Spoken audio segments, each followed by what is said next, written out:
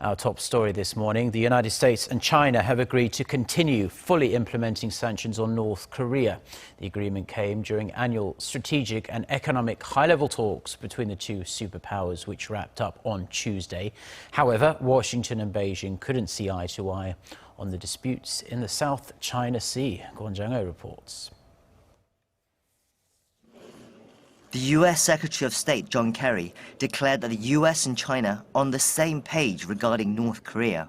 Speaking after the conclusion of the annual U.S. China Strategic and Economic Dialogue on Tuesday, Kerry said the U.S. and China were determined to fully enforce UN sanctions on the regime, and that neither nations were willing to accept North Korea as a nuclear weapons state.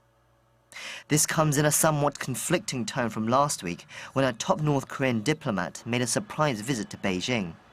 Lee Soo-young, the regime's vice party chair, met with Chinese President Xi Jinping, with the two expressed intentions to mend ties.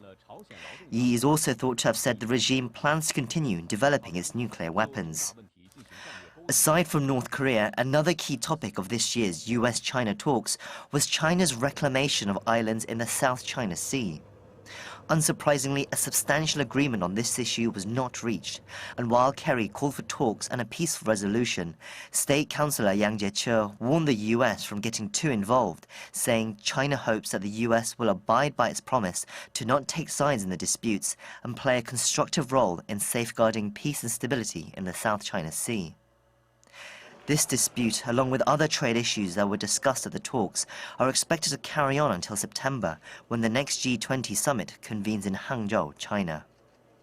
Kwon Jang-ho, Arirang News.